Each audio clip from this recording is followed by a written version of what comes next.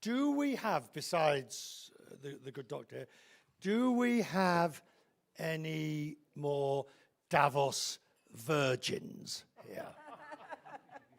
Davos virgin, oh my word. Thank you for joining us. Davos virgin.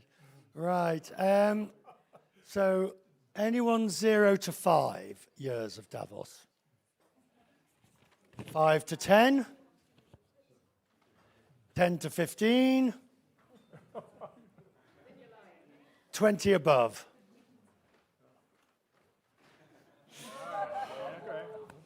I know. It's pathetic, isn't it? You'd have thought I'd have found a way out of it by now. People always say to me, how has it changed? Truth is, it hasn't. The numbers have remained the same. The politickings remain the same. Yeah, sometimes it's fourth industrial revolution, and sometimes it's AI like now, and it's always the same. But listen, today we are here to discuss the energy transition, specifically as it relates to LNG.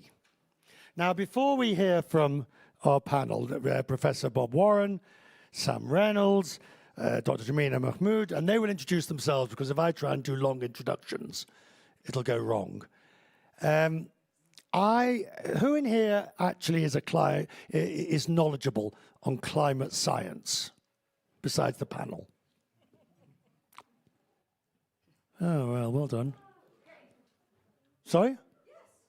Oh, well. Knowledge is only from the seed to the ocean to the sky to the technology that we can measure and monitor biodiversity and that of science that can be effective to feed the world. So yes, we're here. Right. Are we done? We can see how we haven't even started in this troublemakers. We need her on the panel. Absolutely. All right, so I am not a climate specialist in any shape or form, but I will be testing our panel here who are. And I'm starting with you, Bob. First of all, what is the central thesis of what we are talking about today in terms of LNG, liquid natural gas, that everybody believes is the great savior of our energy transition? Is this on? No. Go ahead. Yes, it is. It'll pick you up. Yeah, thank you. Just background, Bob Howarth. I'm an Earth System scientist. I'm a faculty member at Cornell University, Ithaca, New York, USA. I'm an expert on methane, and methane has a lot to do with liquefied natural gas. What we're talking about is a huge increase in the movement of natural gas by ships. We're taking, in the case of the United States, we're the largest exporter of LNG now. We didn't export anything until 2016. You're taking shale gas from hydraulic fracturing, you're supercooling it to produce liquefied natural gas, transporting it by ship. It's extremely energy intensive. Carbon dioxide emissions are reasonably high, but the direct emissions from burning carbon dioxide from the fuel are only 1/3 of the story. Methane emissions are greater, and methane is a greenhouse gas. It's responsible for 1/3 of all climate warming since we've had the Industrial Revolution. And in the case of liquefied natural gas, since methane is 80 times more powerful than carbon dioxide as a gas, small methane emissions add up.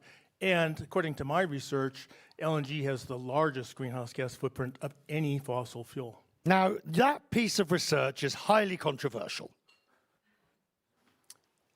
It's new, it's controversial, it runs against the messaging from the oil and gas industry, but I think it's well supported by the science as a whole. Oh, come on. You came out with a piece of research that basically get the equivalent in the industry of the earth is flat. You basically said to everybody, the thing that you are promoting as being the #1 transitional fuel is actually worse than that stuff called coal.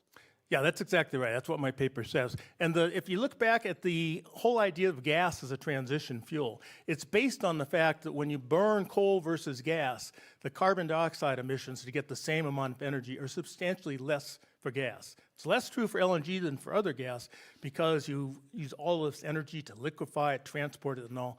But natural gas is methane. You cannot develop and use it without having some go unburned to the atmosphere. And because it's 80 times more powerful, you add that all in, and it has a larger greenhouse gas footprint than coal. All right, Sam. He's basically telling us that it's awful. You're going to tell me what? Okay, Sam Reynolds here from the Institute for Energy Economics and Financial Analysis. We're a global research group focused on the energy and financial impacts of the global energy transition. Bob here is making the argument that LNG is worse for the climate than coal. I'm here to make a much easier and more obvious answer, which that LNG is much worse economically than coal and other renewable energy resources, particularly in the largest target markets for LNG growth, right? The oil and gas industry is investing in LNG over the long term, well past 2050, by building new infrastructure, signing new contracts. My view, however, is that they are betting on demand growth in parts of the world that simply cannot afford LNG. Why are they doing it? If you assume that nobody wants a world that's worse for their children or their dogs, why are they doing it? Are they evil? Look at where we are right now. We are coming out of 2022, the Russian invasion of Ukraine, in which globally prices for LNG skyrocketed. They reached record levels, right?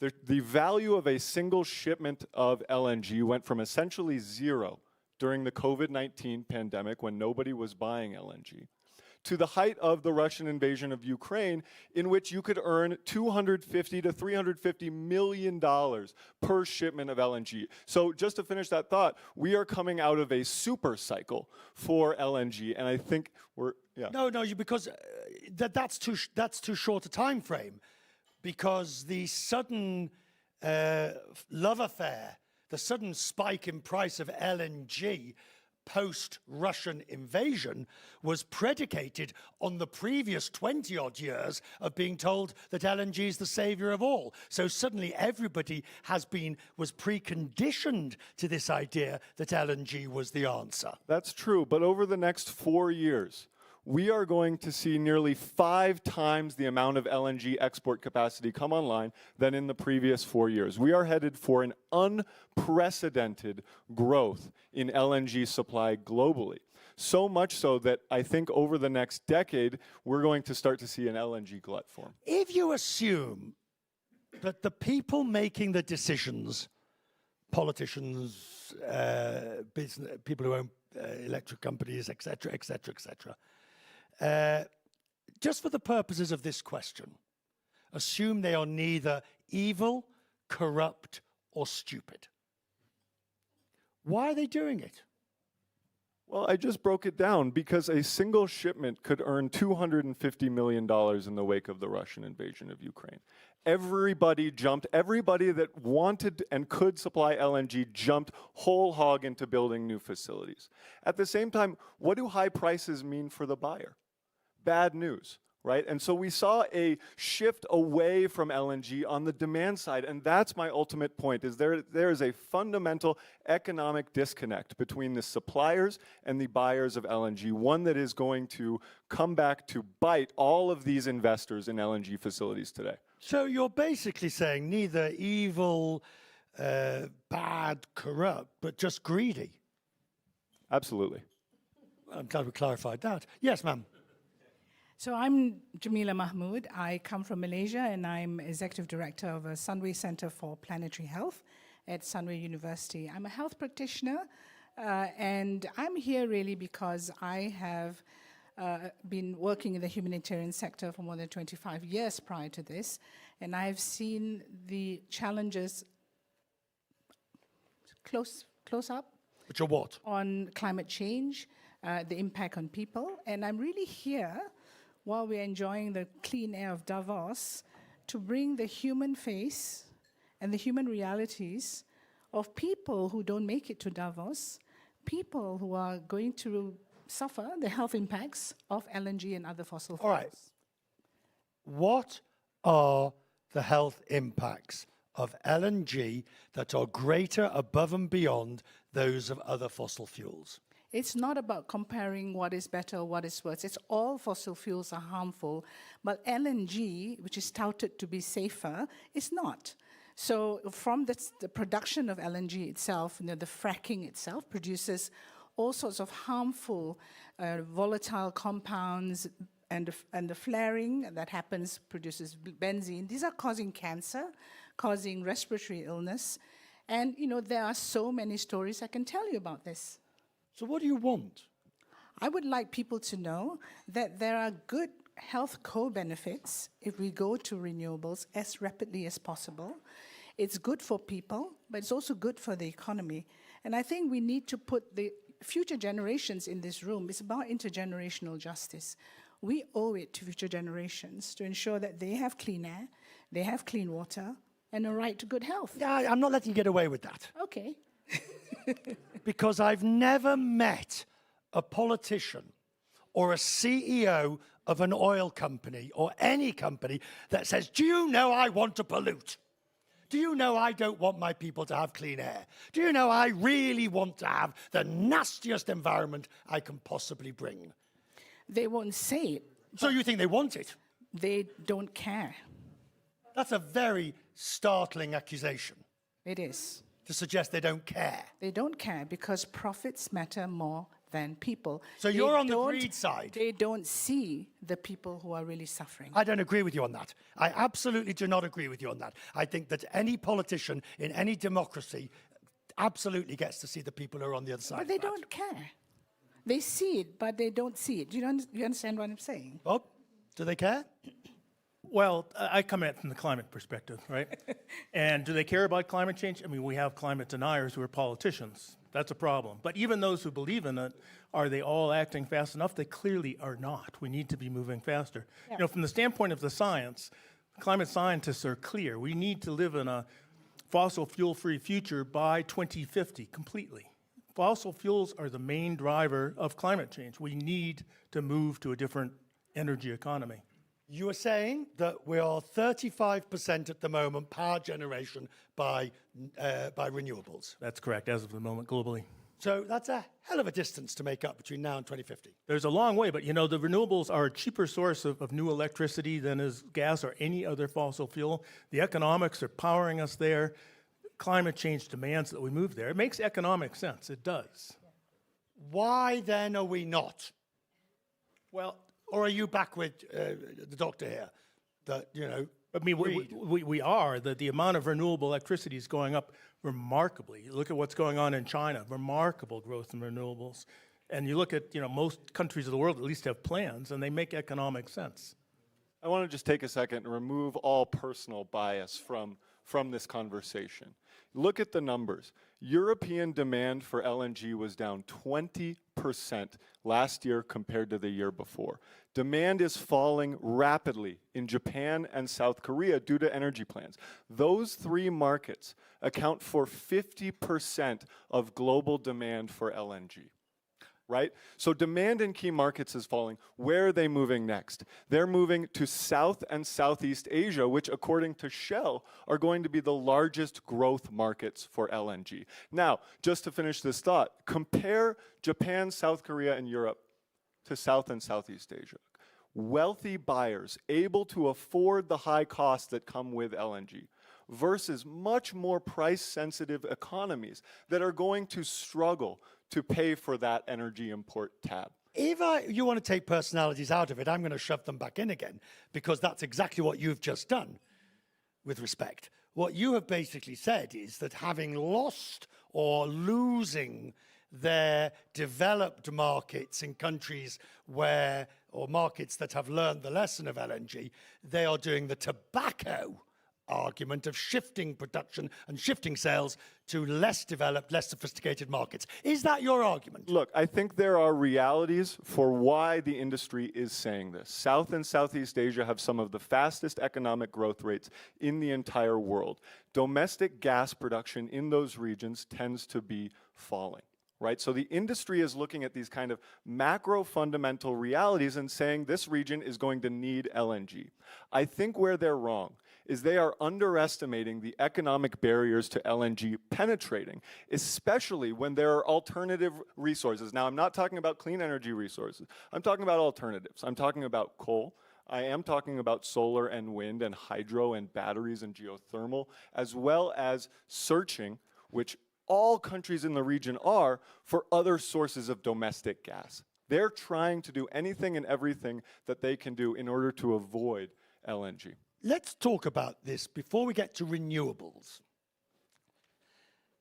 Bob, as between the dirties, coal, oil, LNG, if you're sitting in a country, as Germany was, facing the cutoff of Russian gas, and the Chancellor says, we're going to fire up the coal power stations again. We're switching off. I mean, we can have an argument about was it stupid to switch off nuclear in the first place, but we're going to switch on. And there's a massive green cry.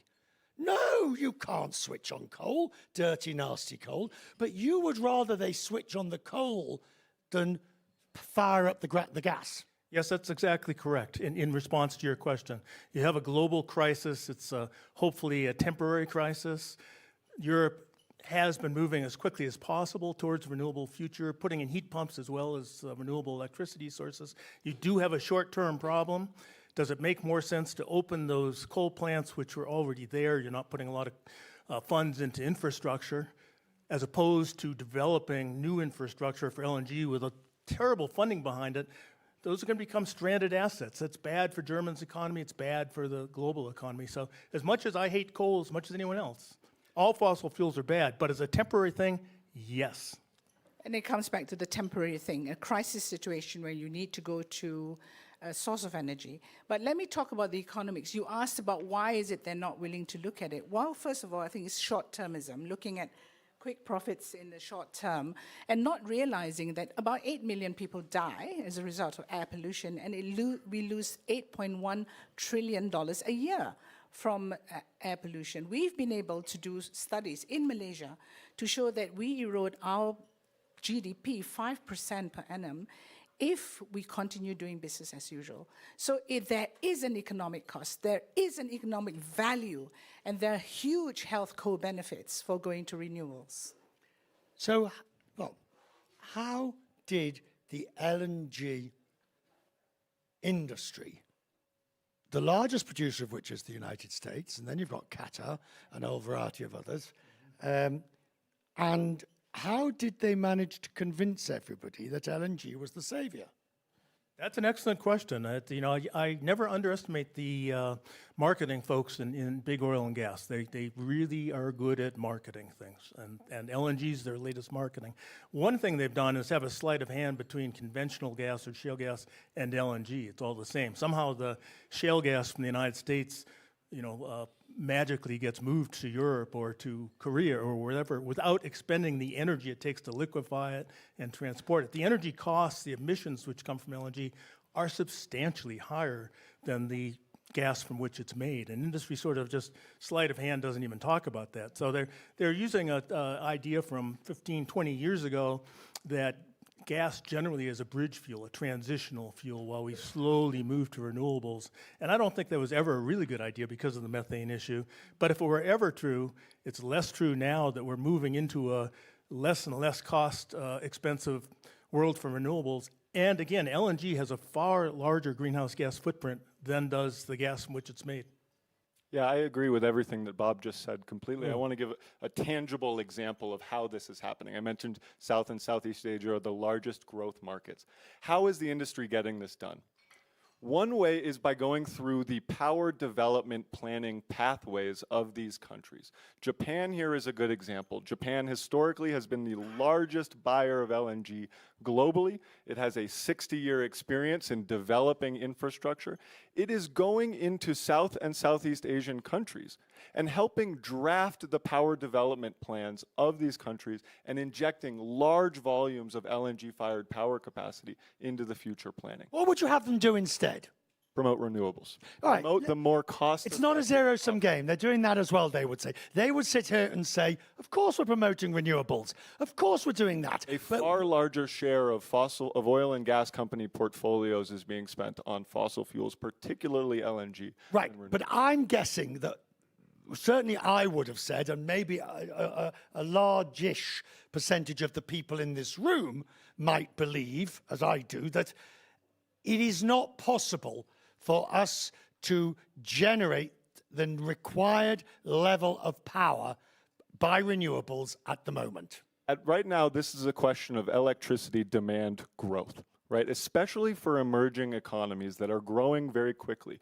We need to maintain the existing resources that they have, but we need to ensure that their growth is met by renewable and clean projects. And that is exactly what is happening. The IEA says that 2025 and 2026, nearly 100% of added electricity demand will be met through renewable energy. Let's talk about renewables, Bob, because you were giving me the example of New York, where we both live.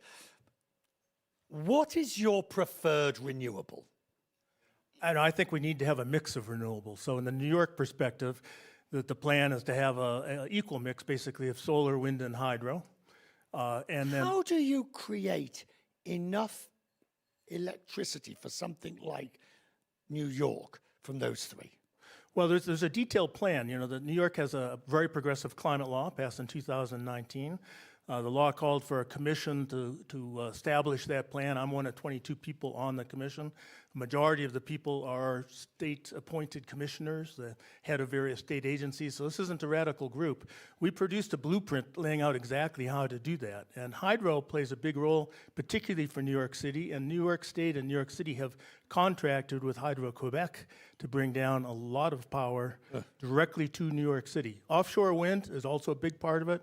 We're behind targets on that because the inflationary costs in wind power caught the state by surprise. But nonetheless, the overall economics strongly suggest that we can meet all of our electric demand by 2035 in New York from renewables, 100%. Of course, you'd still need fossils for Heating and transportation. yeah. heating, transportation. And in New York, you know, we're the 10th largest economy in the world if you deconvolute the United States economy. So it's a big economy. If we can do it in New York, anywhere. but- Our number one use of energy, our number one source of energy use is heat, heating our homes. It's a cold climate. And the way to deal with that is beneficial electrification, heat pumps extracting heat from the environment using a modest amount of electricity. In a city like New York, we want to do that at the street scale, consolidated heat delivery systems. We probably want to do that in most of the towns and cities of New York. But the plan is there. It's cost effective to do so. The plan, in a cost effective way, says we can reduce our use of natural gas by half statewide by 2035. If we can do it in New York, you can do it anywhere. What time are we going till? Oh, excellent, excellent. And we'll take a question from the audience. I think is a good moment to. What about, you did mention nuclear and smart nuclear and innovations in alternative energies that are more modular or smart. So I'd love you to add. I can, oh, yeah. Let me please. take a sure. guess. You know, for the New York plan, we discussed nuclear in some depth, and we decided not to go with nuclear. We have some nuclear plants, and the commission voted to keep those operating until their licenses run out. But it was our decision as a commission, and it's my personal professional opinion as well, that we can deploy wind, solar, and hydro more rapidly and more cost effectively than nuclear, so we don't need nuclear. Is nuclear good to have in your back pocket?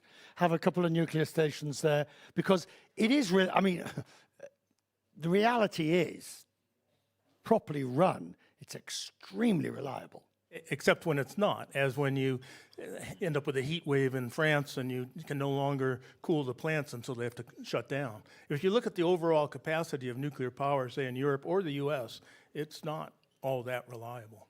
I want to add that certainly nuclear presents challenges for LNG demand, right? Japan, formerly the largest buyer of LNG in the world, started bringing back online its nuclear reactors in 2014. And we saw a direct correlation between its nuclear generation capacity online and its LNG demand, which has fallen 25% over the last decade. In terms of what you mentioned, small modular reactors, conventional nuclear in the United States certainly is dead, following Vogtle. It's out. I mean, it's too expensive. Construction timelines are too overblown. The small modular reactor industry is saying that it can solve all of those problems, that they can be built more cheaply and on time. And neither of those things has proven to be true. How many small modular reactors can you name that are in the world operating? There are only about 3, right? Nova Scotia, they'll be in the next. Canada finally brought it in, but they had an issue where they had to. Sure. Right. Costs for small modular reactors are still 200 to 400 times what are being promised from the outset. Construction timelines, they're claiming 3 to 4 years. The ones that are operational are So what showing is your construction preferred? timelines of 14 to 15 years. What is your preferred? My preferred is a mix, particularly in South and Southeast Asia, that minimizes the role for expensive LNG and maximizes the role for cheaper, low-cost renewable energy resources.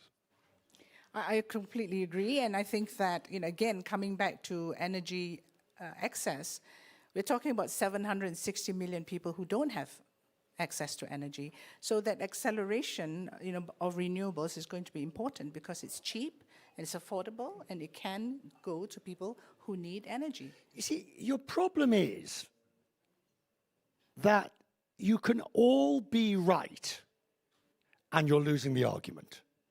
I don't think we are. Well, hang on, let me finish. You can all be right on the economics, and you can be right on the health, and you can be right on the dirtiness, but you have already lost the court of public opinion amongst politicians and in terms of everybody believes LNG is a better solution. That was wrong, uninformed opinion. And we're here to try and help counteract it, and we're just delighted that you're allowing us to help address that issue. That's not the case. LNG is bad for the climate, bad for health, bad for the economy. There are better alternatives, and they're there and available today. Richard, I'm going to agree with you that in a way we've lost because we, as scientists, as health practitioners, have not been able to communicate to the voters who put these leaders into their leadership positions on science in a way that they understand. Why? I think it's because we haven't invested in that. The fossil fuel lobby have invested in this, and I think we need to do a better job. The fact is that education, good governance, good communication is really demystifying the science. Take another question. Yeah, we'll come to you in a second. Yeah, So. I'm from Qatar. I'm based in Qatar for the last 25 years.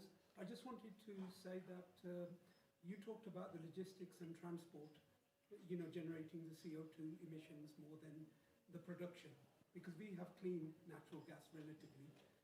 And a lot of the time that gas is diverted all the way to the UAE, to Oman, through networks. It's not compressed, it's not liquefied, it's diverted.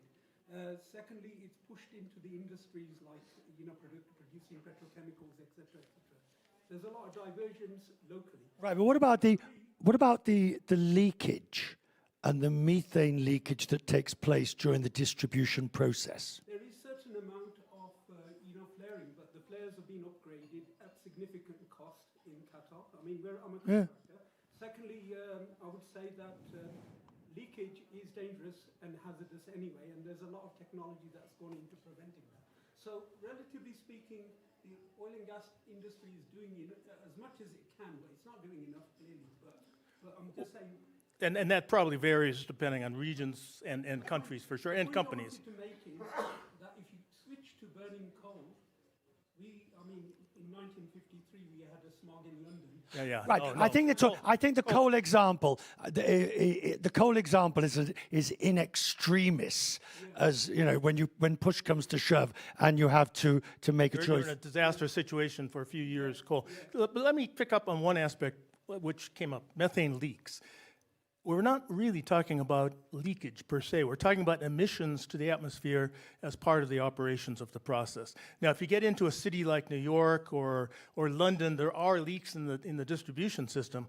But much more importantly are the flares, which go out and you're putting unburned methane into the atmosphere. Even when the flare is working properly, some of the methane slips through unburned, When you run compressor stations for high-pressure pipelines, methane is associated with those. When you do maintenance on a pipeline, you can't weld on a pipeline full of methane gas, so you blow it off to the atmosphere, what's called a blowdown. Most of the emissions, and certainly in my analysis, 80% of the emissions I'm talking about are not leaks. You don't go out there with a pipe and fix it. It's a purposeful part of the operations of the industry. Before we take another question, there are plenty more questions. We're going to come to Madam next. But before we do, Bob, can I just attack you? Please do. Well, give you the chance to respond.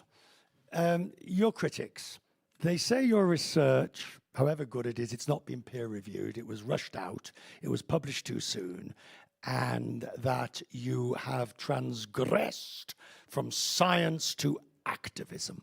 Yeah, no, thank you for that question.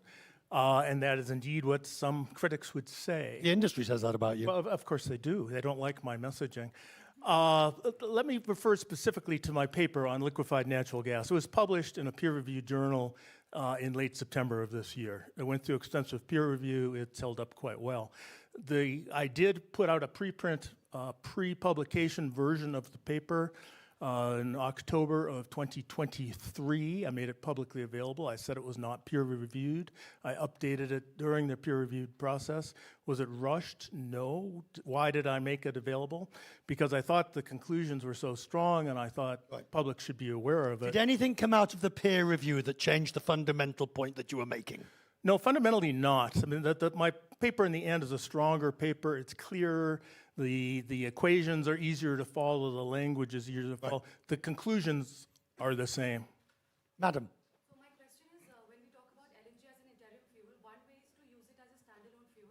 The other is to use it as feedstock for producing, let us say, hydrogen, which is another cleaner fuel. So what is your view of that, especially from the fact that can we use the supply chains of existing LNG at least to support hydrogen acceptance till the time, the hydrogen supply chain is catching up? And this is more from, from the point that we all understand we need renewable energy, but how to do it in the immediate form. Well, let me address the hydrogen per se, because I think hydrogen made from natural gas is also a climate disaster. Also, it's a very large greenhouse gas footprint. And Mark Jacobson of Stanford and I published a paper of that, peer-reviewed back in 2021. It's held up quite well. The emissions were very, very high, even if you put carbon dioxide capture on it. Is there a role for hydrogen in our future? Yes, but I think it's been overhyped, quite frankly, by some interests. And the hydrogen should be coming not from fossil fuels, but from renewable electricity. We should be very careful with that. There's a lot of talk about hydrogen-ready infrastructure, and there's a lot of research and testing that still has to be done in order to get to the point where we can say that's going to be a reality. I do know that when you talk about power plants blending hydrogen, the benefits of doing so are going to be minimal for the climate until you reach very high levels of penetration. And when you're using green hydrogen, meaning hydrogen produced from renewable energy, the electricity is going to be better used just sending it directly into the grid rather than converting it into hydrogen and then back through the power plant and back into electricity. I think it's going to be much, much cheaper to go directly to renewables.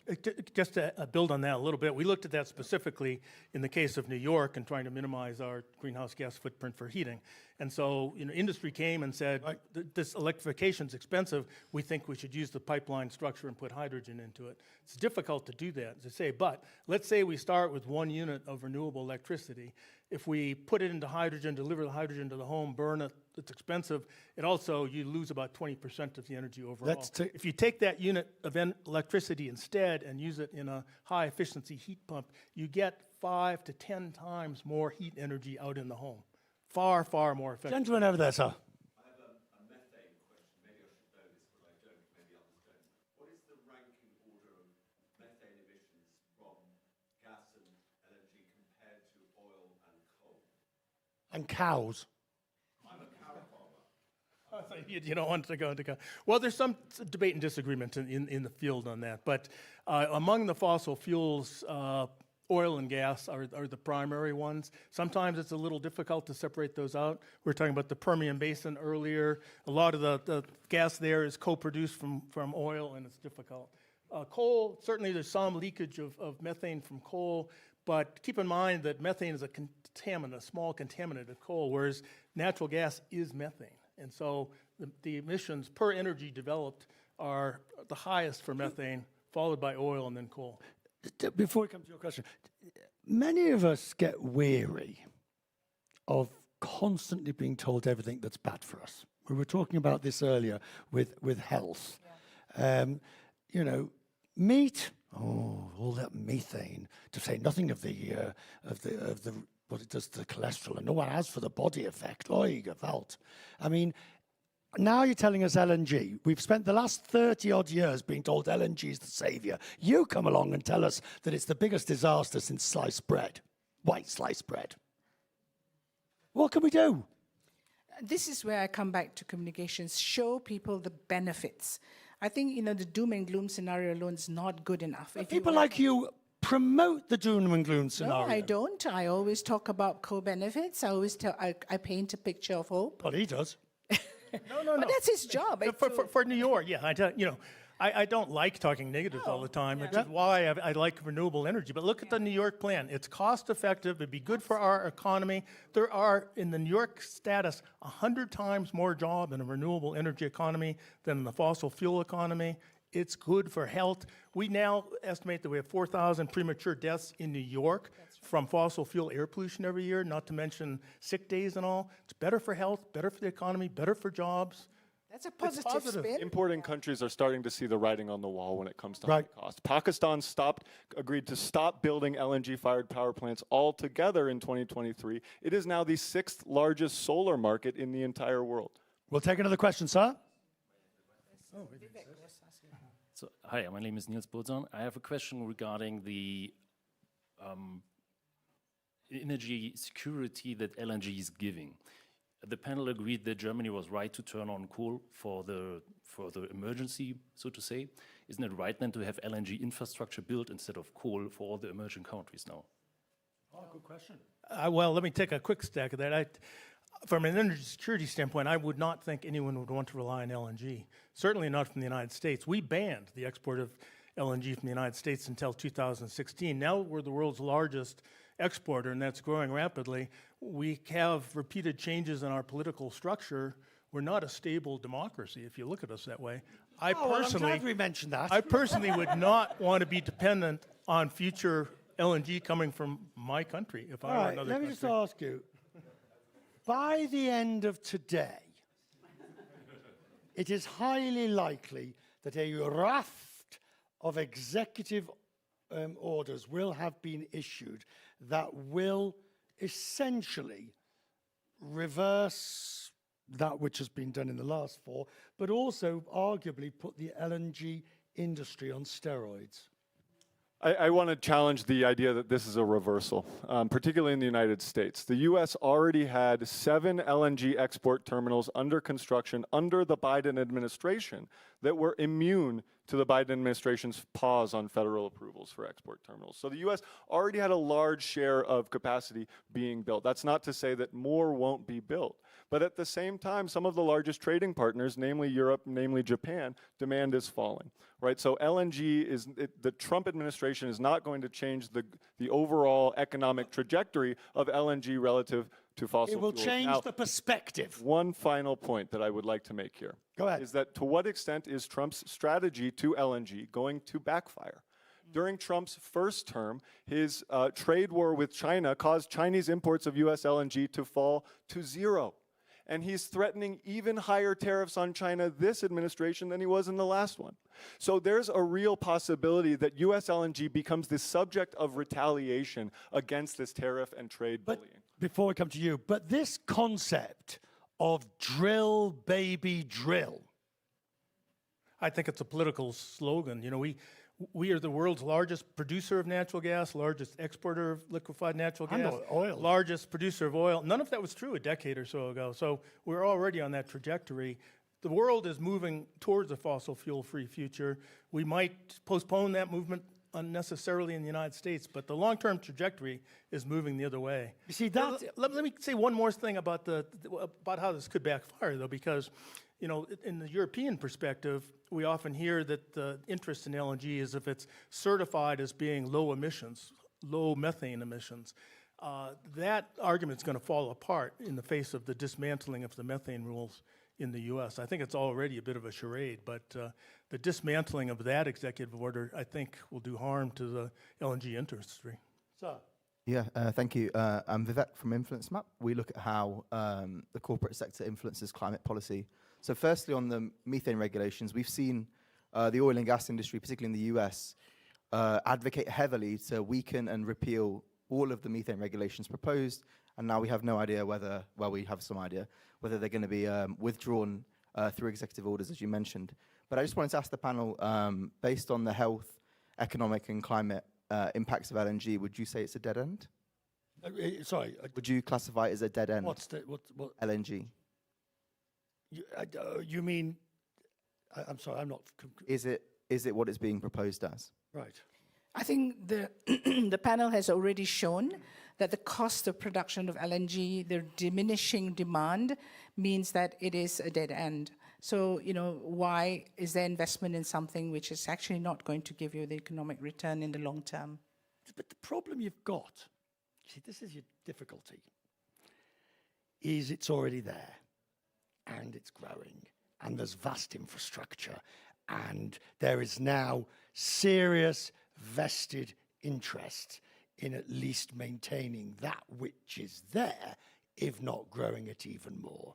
That's your problem. Back in 2016, the world was going through a glut of LNG. The industry was very concerned about quote unquote homeless LNG because demand at the time was floundering, right?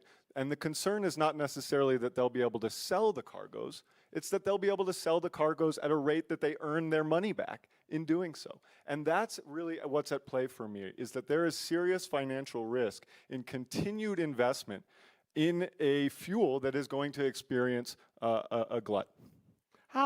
Any more questions, by the way? Let's just catch. Oh, plenty more. There we go. Yes, I'm so sorry. Do forgive me. My back's been to you. Forgive me. It's fine. Just shout. Yeah, noisy. My name is Chris. I'm from Climeworks. We're a carbon removal company, but this is a personal question. So I'm originally from China. I live in Singapore. China is very reliant on coal, and what we've been hearing about is that coal created all of those haze situations. But when I moved to Singapore, which is heavily reliant on LNG, it seems to be no hazy days.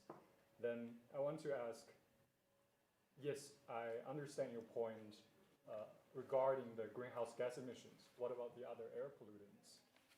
Is LNG also worse than coal? Doctor. I live across the causeway from you. I can promise you there are hazy days in Singapore and Malaysia. So I don't get why you say there are no hazy days. I've been back to China. Maybe he lives in a better area. No, I've been back to China a couple of times, and I think the quality of air has just drastically improved. So I think that argument I would question. But the other thing I would say is that on the harmful elements, it's all of the fossil fuels produce harmful elements, but particularly in LNG, the fracking, the flaring, they're causing specific emissions of volatile organic compounds. It is actually causing cancer. It is actually causing a massive rise in respiratory illness and cardiovascular diseases. I just want to, say coal is a terrible fuel, right? So don't get me wrong. I'm not advocating for coal, except perhaps for a very, very short-term emergency sort of situation. The fact is the world needs to move away from all fossil fuels. We need to cut our use of fossil fuels in half by 2035 or so, and we need to be largely fossil fuel-free by 2050. And given that context, we should not be putting financial resources into building LNG infrastructure. See, we should use that for the renewable infrastructure. Here is the difficulty with this. The fossil fuel industry, and we certainly saw it at COP in the UAE, the fossil fuel industry sort of sits back and says, you're going to need us for the foreseeable future. And you're going to have to invest in, whether it be an LNG plant, whatever, nuclear plant, an oil plant, a coal plant. You are going to need us for at least the next 50 years. And they're right. I think they're wrong. No. The world has to move away from fossil fuels much more quickly than that. I think we can. I think it'll catch the industry off guard in terms of the speed if they don't realize what's going on. In China, I would just want to respond to that question very briefly. Because it's such an important argument the LNG industry is making, that LNG can displace coal in emerging economies. My point is that LNG is too expensive to displace coal. If you think that LNG is economically going to replace coal in these economies, you got to look again. And that's exactly what's happening in China. The share of gas-fired power generation is falling. It's We not will going take a up. It's couple more less than questions and then 3%. we will conclude. Yes, sir. Paul Simpson from ERM, the Sustainability Consultancy. Two quick questions. Can you just comment about the quality of data on methane leakage in the gas supply chain? Because I did a project recently and it's terrible, in my opinion. There's people using data from 2015, some have got satellites, some haven't. So it just... Why do you think that is? The data's bad. Well, because if people were willing to pay for it, then the quality will improve. But it's just the way the industry works. And also some of the industry doesn't want really good quality data because it's quite high leakage. Yep. And just the second question has just been discussed. When an industry invests in a lot of infrastructure that it plans to run for a number of years, it finds it very hard to turn it off, so it lobbies to keep it going, unless it has a transition plan to something else, less environmentally health impactful. Is there anything, because sometimes it's said for the gas supply infrastructure, you could use it for hydrogen. I take your point on hydrogen. Hydrogen has, I think, a role in a few, so not for heating homes or anything like that, but big industrial, so can you use the same infrastructure for that? It may. Let me sidestep the hydrogen and go to the methane. And again, it's not leakage per se. There's some leakage, but it's methane emissions, and a larger of it's a purposeful part of the operations. If we go back 10 or 15 years ago, we had very, very poor idea of what those emissions are. Tony Ingraffia, and Renee Santoro published a paper back in 2011 on methane emissions from shale gas. First paper ever published, and we said it could be bad, right? Quality of the data were terrible. We said that. We said, let's get out and make more measurements. Well, now our paper, which was published, 13, 14 years ago, has been cited by over 2,000 other papers where people have made those measurements. For my paper on the LNG footprint, I used a summary that was published in the journal Nature this past March. They pulled together all of the available data for them with a US focus. It's based on about 1 million observations. So in the United States, we now have a very good handle on the methane emissions. Globally, we don't. And overall, I think every country in the world underestimates it because they rely on industry self-reporting, and there are financial reasons for industry to lowball it. The second part to his question. I don't have an answer to the second part of your question, other than I think it's a very good point. As this glut starts to materialize, the industry is going to look for alternative conversion options for the infrastructure. It already is. On the methane, That is the core. I mean, to an extent, he's put his finger on the problem. absolutely, absolutely. How is the industry going to convert that infrastructure when it realizes that it's in a period of major And oversupply? at that point, the industry will put its entire weight behind promoting the next thing, which will have the benefit. And that's exactly my point too, is that the industry has gotten itself into a major financial quagmire by doing this. Yeah. Sir, I have a quick question on, are you making this maybe a little bit too complicated? Isn't it very, very obvious that moving off fossil fuels, including LNG, is good for everyone except for the profits of the companies that are invested in? They all rely on a story of growth and expansion. It's in all the numbers.